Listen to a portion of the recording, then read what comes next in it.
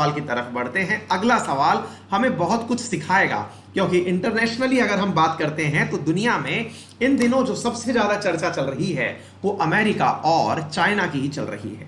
देखिए साथियों, एक टाइम था जिस समय अपन लोग छोटे हुआ करते थे, करंट का अपन को नॉलेज नहीं था, तब पूरी दुनिया बात करती थी केवल दो देशों की, और वो थे अमेरिका और यूएसएसआर। लेकिन 1991 में जब से यूएसएसआर का विघटन हुआ, शीत युद्ध की समाप्ति उसे माना गया। शीत युद्ध कहते किसे हैं? किसी के साथ आपकी लड़ाई चल रही हो लेकिन बम गोले ना चल रहे हो, हर मोर्चे पर एक दूसरे को नीचे दिखाने का प्रयास चल रहा हो लेकिन आमने सामने नहीं आ रहे हो, उसे शीत युद्ध नाम दिया जाता है। वर्तमान में अमेरिका और चाइना के बीच में शीत युद्ध के ही हालात बने हुए हैं, यानी कि एक नया कोल्ड वॉर बिगन हो चुका है जब से कोरोना पेंडेमिक आया है। पहले ये चीज इतनी ज्यादा नहीं हुआ करती थी, लेकिन कोरोना के आने के बाद से पूरी दुनिया चाइना के खिलाफ होना शुरू हो गई है, क्योंकि अल्टीमेटली चाइना के कारण दुनिया को बहुत बड़ा नुकसान हुआ है, बहुत सारे लोग इससे त्रस्त हुए हैं। अब इसी स्थिति में क्या हुआ? डोनाल्ड ट्रंप ने साहब, देखिए डोनाल्ड ट्रंप काम जो करते हैं वो बिल्कुल ऐसे ही करते हैं कि या तो वही समझते हैं या फिर चुनाव कैंपेन वाले समझते हैं। हम और आप तो उसको केवल पढ़ते हैं। उनका करना क्या है मेरे प्यारे साथियों? नवंबर में इलेक्शन है, आपको मालूम है। ऐसी स्थिति में डोनाल्ड ट्रंप के दिन हर दिन अग्नि परीक्षा हो रही है। मैं ये कह रहा हूं कि नवंबर तक के इलेक्शन में अभी तो पता नहीं क्या क्या देखने को मिल सकता है। हो सकता है कि अब अगर डोनाल्ड ट्रंप को ये लगे कि भाई वो इलेक्शन हार रहे हैं, तो हो सकता है कि वो 2-4 मिसाइल भी चला चलू दें। किधर की तरफ? चाइना की तरफ। कि भाई देखा जाएगा, जो होगा पहले मिसाइल चला करके निपटो इस चीज से, संभव है। फिलहाल के लिए डोनाल्ड ट्रंप ने क्या किया, अब मैं आपको वो बताता हूं। हुआ क्या? डोनाल्ड ट्रंप ने एक एग्जीक्यूटिव आदेश पारित किया। एग्जीक्यूटिव आदेश का मतलब क्या होता है? कार्यकारी आदेश। कार्यकारी आदेश बोले तो कि भाई साहब मेरे फरमान से ये कार्य किया जाए, समझे? एक कागज पर लेटर पे साइन किया। क्या किया उन्होंने? कहा कि अमेरिकन फर्स्ट फार्मा, लाइन को ध्यान से समझिएगा, American first pharma executive order, pharma executive bye American first, line का नाम है bye American first pharma executive, है ना? तो मेरे प्यारे साथियों, ये इनके द्वारा एक ऑर्डर साइन कर दिया गया by America first pharma executive. इसमें होगा क्या कि अगर आपको फार्मास्यूटिकल प्रोडक्ट परचेज करने हैं तो मेरे प्यारे साथियों कहा गया है कि आपको प्रोजेक्ट पैदा करने से पहले उन्हें अमेरिका में ही बनाना कंपलसरी होगा। क्या है इसका मतलब, क्या है इसके प्रभाव? आइए मैं आपको एक एक करके समझाता हूं।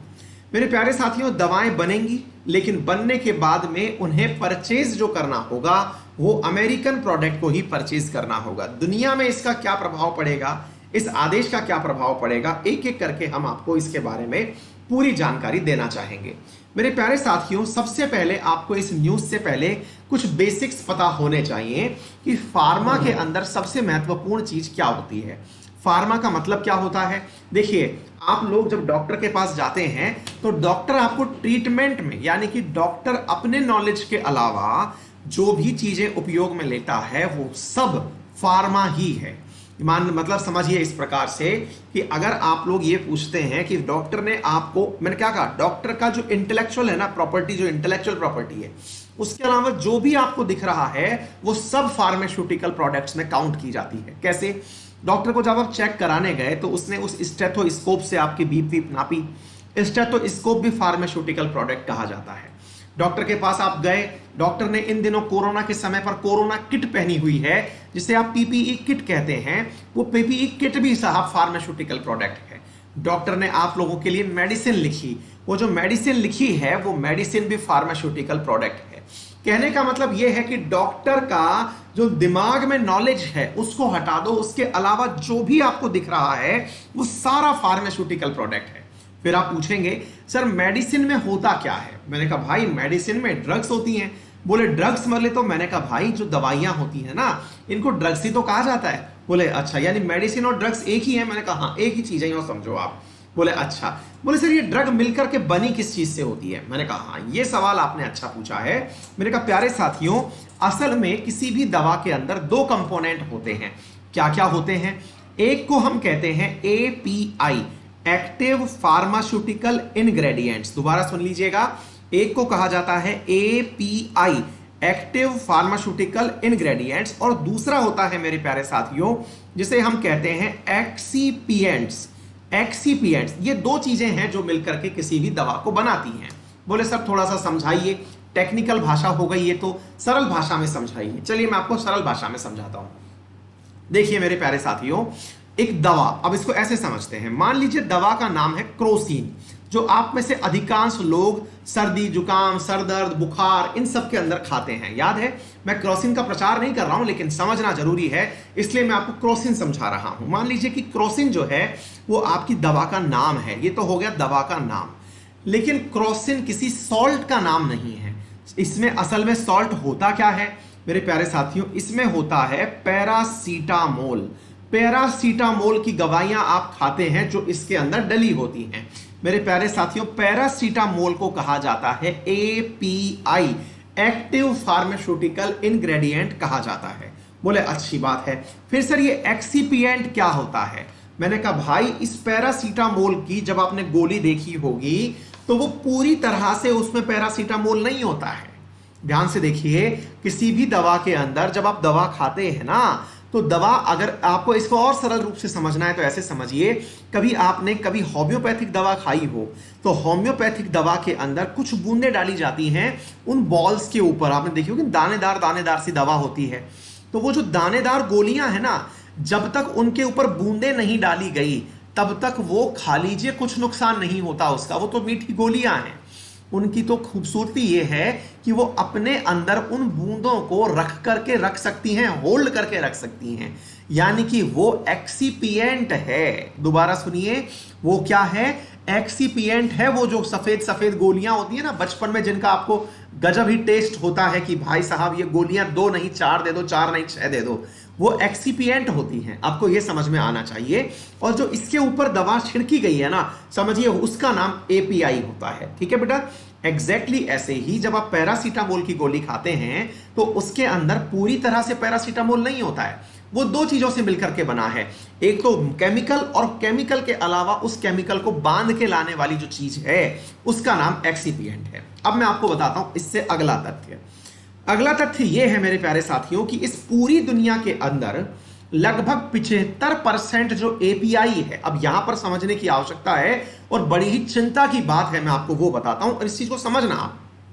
देखिए मेरे प्यारे साथियों, आपको ऐसे समझना है, पूरी दुनिया के अंदर लगभग 75% का जो एपीआई है ना, ये अकेला चाइना पैदा करता है। ध्यान से सुनिएगा, कितना पैदा करता है? लगभग 75%। और तो छोड़िए, मैं आपको मजेदार बात बताता हूं कि इंडिया, जो कि दुनिया में फार्मास्यूटिकल प्रोडक्ट्स का बेस्ट एक्सपोर्टिंग कंट्री है, ध्यान से सुनिए, भारत अमेरिका को लगभग $6 बिलियन का सालाना दवाइयां बेचता है। एक फैक्ट मैं आपको बताता हूं जिससे आपको और एक चीज का अंदाजा लगेगा, और वो ये है कि अमेरिका जितनी भी गोलियां खाता है, अमेरिका के लोग जितनी गोलियां खाते हैं, उसमें से हर तीसरी गोली इंडियन है।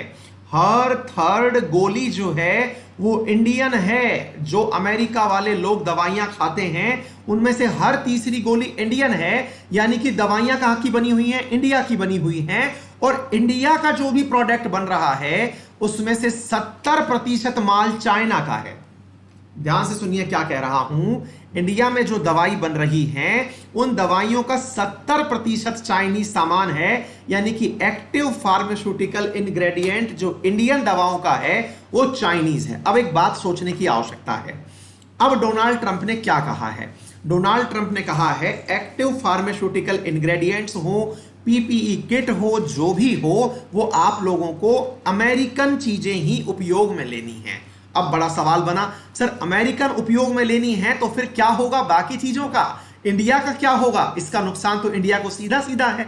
मेरे प्यारे साथियों, मैंने बहुत सारी रिपोर्ट्स पढ़ी, उन रिपोर्ट्स में एक ही चीज निकल करके आ रही है, माना कि इंडिया ने $6 बिलियन का एक्सपोर्ट किया, साल की साल $6 बिलियन का एक्सपोर्ट किया दवाओं का, लेकिन उससे भी कहीं ज्यादा जरूरी है यदि अमेरिका एपीआई को लेकर के आत्मनिर्भर बनता है। दोबारा सुनिए, भारत के सामने इस समय बड़ा मुसीबत क्या है कि भारत की फार्मा इंडस्ट्री को मेंटेन करने के लिए हमें एपीआई की आवश्यकता है, एक्टिव फार्मास्यूटिकल्स की आवश्यकता है, जो कि चाइना के माध्यम से हम तक पहुंचते हैं। अभी मैं आपको बताऊंगा कि भारत ने क्यों पैदा नहीं किया एपीआई, हम उसके बारे में भी चर्चा करेंगे। लेकिन इससे पहले आपको यह समझना जरूरी है कि डोनाल्ड ट्रंप के इस आदेश का नुकसान किसे होगा और कैसे होगा। एक बार के लिए हम ये मानते हैं ये था अमेरिका। अमेरिका के पास दो लोग थे सामान बेचने वाले।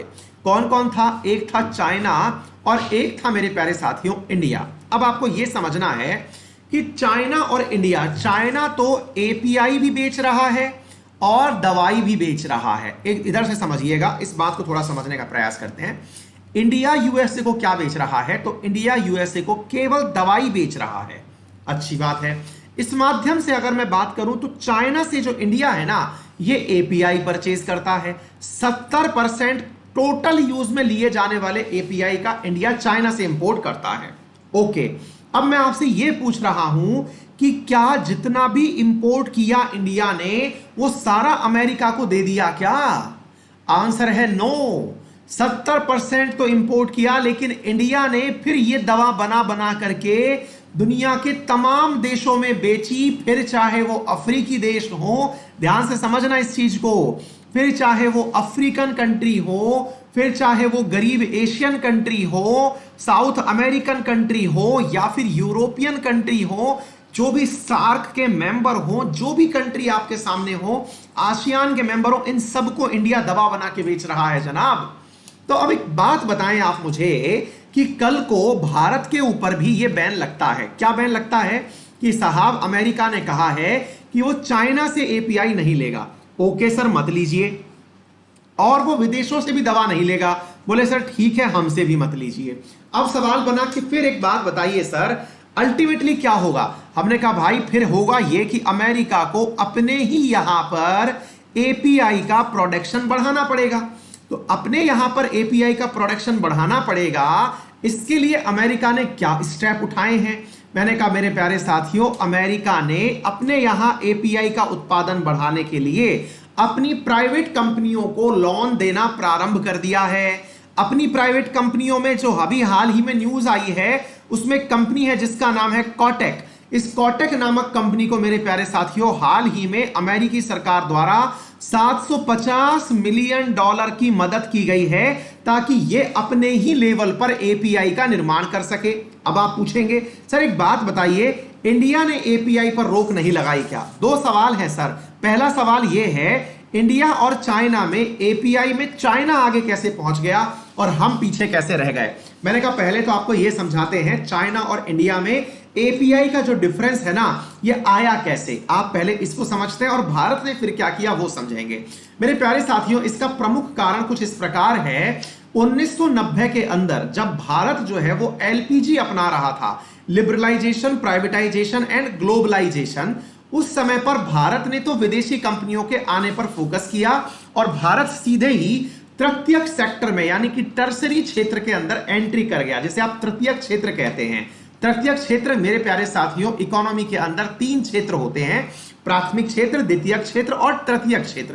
प्राथमिक क्षेत्र को आप ऐसे समझिए, प्राथमिक क्षेत्र में कौन सी चीजें आती हैं? जैसे मान लीजिए खेत से पैदा होने वाला सामान, माइंस से पैदा होने वाला सामान, ये तो प्राथमिक में आता है। द्वितीयक में क्या आता है मेरे प्यारे साथियों? सेकेंडरी सेक्टर में आता है। मान लीजिए खेत से निकला हुआ जो सामान आया, उसका अंदर मतलब अनाज आया, उसका आटा बना, आटे से ब्रेड बनी, तो ब्रेड वगैरह बनाना जो है वो सेकेंडरी सेक्टर में आ गया।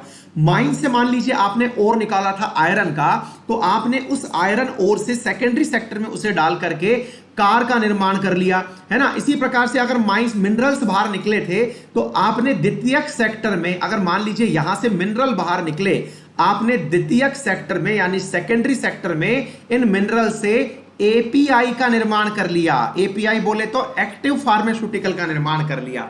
तृतीयक क्षेत्र का मतलब क्या होता है मेरे प्यारे साथियों, कि दवा दारू ये सब चीजें बिक चुकी, आपने अपने यहां कॉल सेंटर खोल दिया, आपने सर्विस सेक्टर खोल दिया कि आप लोग बेचिए, हम लोग फीडबैक देंगे आपको, हम लोग ये बताएंगे कि इस माल को किस प्रकार से यूज करना है। और भारत ने बहुत सक्सेसफुली तृतीयक क्षेत्र के माध्यम से दुनिया के अंदर अपनी धाक जमाई। भारत सॉफ्टवेयर को यूज करके, भारत इंटरनेट को यूज करके ये तृतीयक क्षेत्र के अंदर बहुत ज्यादा बूम पर चला गया। लेकिन मेरे प्यारे साथियों, चाइना ने क्या किया कि जिस समय भारत इस कार्य को कर रहा था, चाइना ने अपने यहां इंडस्ट्री लगाने पर जोर दिया। और इंडस्ट्री लगाने में उसने क्या किया कि जिस समय चाइना वर्सेस इंडिया में अगर चर्चा की जाती, तो इंडिया में अगर कोई दवा उस समय एपीआई मान लीजिए 100 रुपए में बनती थी, तो चाइना ने उसे 80 रुपए में उपलब्ध करवाया। अब बोले कैसे किया उसने? मैंने कहा मेरे प्यारे साथियों, चाइना ने उस समय पर एपीआई के ऊपर अपनी तरफ से बहुत ज्यादा टैक्स रिडक्शन दिया, यानी कि अपने द्वारा लोगों को टैक्स के अंदर राहत दी, उन्हें टैक्स उपलब्ध नहीं, मतलब वो करवाया कि आप टैक्स इवेज करिए और सामान उत्पादित करिए। तो मेरे प्यारे साथियों, बहुत कम रेट पर, इंटरेस्ट रेट में इनको सामान मिला और चाइना की फैक्ट्रीज ने एपीआई के अंदर ग्रो करना प्रारंभ कर दिया। ऐसी स्थिति में चाइना एकदम बूम पर चला गया। मेरे प्यारे साथियों, वर्तमान में यही कारण है कि भारत की जो कंपनियां हैं आज भी कम से कम 20% कम दाम पर चाइना से सामान इंपोर्ट कर लेती हैं रादर देन इंडिया के बनाने के। इसी कारण से मेरे प्यारे साथियों, अगर अब सवाल बनता है कि भारत ने इस परिस्थिति से निपटने के लिए क्या किया, तो आंसर है भारत ने 8,000 करोड़ रुपए का अपनी द्वारा हाल ही के अंदर इंडिया में इंडियन कंपनीज को लाभ दिया है कि वो अभी आत्मनिर्भर प्लान के तहत एपीआई का निर्माण करें, एक्टिव फार्मास्यूटिकल इंग्रेडिएंट बनाएं भारतीय कंपनियां। इसके लिए आत्मनिर्भर प्लान के तहत भारत सरकार द्वारा कंपनियों को 8,000 करोड़ रुपए की सहायता उपलब्ध करवाई गई है। हालांकि यह अमाउंट इतना ज्यादा भी नहीं है कि इससे एक दिन में सारे काम हो जाएंगे, लेकिन जरा सोच के देखिए, भविष्य में अगर अमेरिका के पास एपीआई का निर्माण होना शुरू हो जाता है, इसका लाभ भारत को क्या मिलेगा? पहला लाभ, भारत की चाइना के साथ डिपेंडेंसी खत्म हो जाएगी। ऐसी स्थिति में माना कि भारत अमेरिका को सामान नहीं बेच पाएगा, और या यह भी संभव है कि अमेरिका से एपीआई परचेज करके अमेरिका को दवा बना के बेच दी जाए, लेकिन इसका लाभ यह भी तो है कि अमेरिका से एपीआई परचेज करके अन्य जो देश हैं, African, Asian, South American, European Union, इन देशों के साथ में व्यापार किया जा सके। मेरे प्यारे साथियों, इस घटना को आपको पॉजिटिवली देखने की आवश्यकता है। इसके अंदर प्लस ज्यादा है, माइनस कम है, क्योंकि अल्टीमेटली इंडियन सेक्टर चाइना पर डिपेंड नहीं होगा, और चाइना के साथ में अगर भारत का यह रवैया रहा और अमेरिका का यह रवैया रहा, तो चाइना को बैकफुट पर धकेलने में बहुत बड़ी मदद प्राप्त हो जाएगी। यह है मेरे प्यारे साथियों इस पूरी घटना का एनालिसिस। उम्मीद है आप लोगों को यह एनालिसिस समझ में आया होगा, और समझ में आया होगा तो आप भी चाहेंगे कि आपके अन्य मित्रों को भी इन सभी न्यूज की जो एनालिसिस है ये समय समय पर प्राप्त होती रहे। तो कृपया करके इस सेशन को शेयर कर दीजिए, ज्यादा से ज्यादा मित्रों में इसे पहुंचा दीजिए। आगे बढ़ते हैं मेरे